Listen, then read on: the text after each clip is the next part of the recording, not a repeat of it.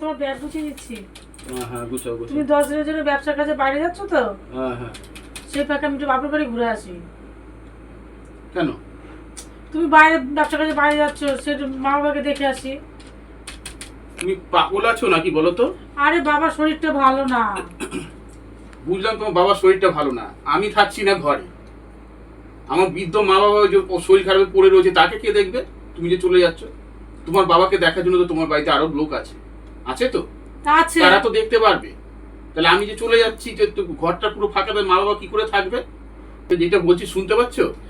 আরে তোমার বাবার শরীরটা ভালো না, দেখতে যেতে হবে। যথেষ্ট বুঝেছি তোমার বাবার শরীরটা ভালো না, তোমার বাড়িতে তো লোক আছে, একটা কথা কতবার বোঝাতে হবে তোমাকে?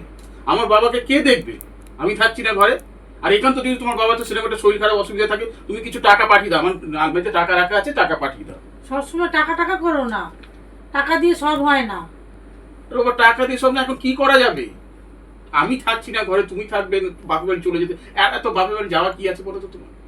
আজকে তুমি বাবা ছুতো দিচ্ছ, কালকে তোমার মা ছুতো দিচ্ছে, কিছু না কিছু ছুতো দিয়ে তো বাপের বাড়ি চলে যাচ্ছ।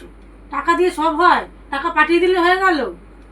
আমার কাছে এখন কিছু করার নেই, আমার ব্যবসা আগে, ব্যবসা দেখতে হবে, মা বাবাকে দেখতে হবে।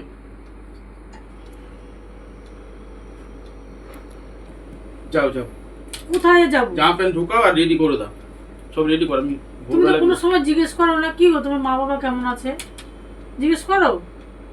তোমার মা বাবাকে তো আমি কত কিছু করি, কই একবার তো জিজ্ঞেস করো না কি গো তোমার মা বাবা কেমন আছে না আছে? শুধু টাকা দিলে হয়ে গেল সব? আরে বাবা আমি জিজ্ঞাসা কর, তুমি তো সবসময় জিজ্ঞাসা, তুমি তো আমি জিজ্ঞাসা করো, তুমি তো এবারে জামাই। আরে জামাই হলেই বা তাহলে তুমি তো এবারে তোমাকে জিজ্ঞাসা করো, তুমি দরকারে দিচ্ছ টাকা ঠিক আছে, কিন্তু তোমাকে তো জিজ্ঞাসা করা উচিত। যেহেতু তুমি তোমার মা বাবাকে দেখছো, আমি সেই চাপটা নিতে পারছি না। তুমি জানো সবসময় ব্যবসা কাজে ব্যস্ত থাকে। তা আমি তো তোমার মা বাবাকে সবসময় দেখছি, তাহলে তার শরীর খারাপ, তাকে দেখতে যেতে হবে তো নাকি? এটা তো কর্তব্য নাকি? শুধু টাকা দিলে হয়ে যাবে? আমার মা তো তোমাকে জামাই হিসাবে দেখে না, সবসময় তো ছেলে হিসেবেই দেখে। তুমি কোন কর্তব্যটা করো? আমি কি করে করব বলো তো? শুধু সবসময় কাজ নিয়ে থাকলেই হবে না, সবাইকে দেখতেও হবে। আমি এখন বাইরে যাচ্ছি, আমার এখন 10 দিনের কাজ, আমার একটু কমে হেল্প করতে হবে না। তুমি আমার আমি তো তোমার মা বাবার জন্য যথেষ্ট করছি, তোমারও তো উচিত। আমি একবার অস্বীকার করি? তাহলে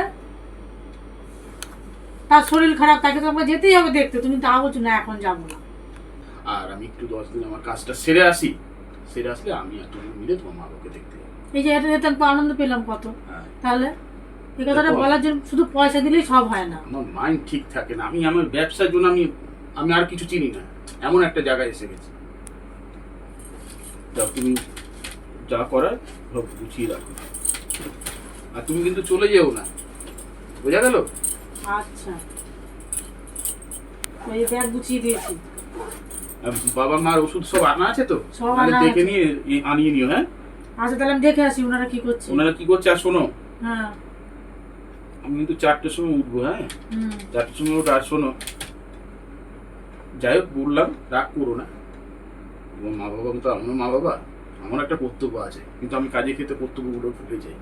তুমি তো করছো, আমি খবর না নিতে তুমি তো নিচ্ছ, ঠিক আছে? মা বাবাকে আমার বলো। তো মা বাবা, আমাকে খবর নিতেই হবে। নিশ্চয়ই নেবে, তোমার মা বাবাকে বলো আমি যাবো। আসছি আমি। আর শোনো, আমি যাবো, আমার মাইতে টাকা আছে, কোনো রকম কোনো দরকার হলে সব কোনোভাবে মিটিয়ে দিও, আর আমাকে কিন্তু ফোন করবে। হ্যাঁ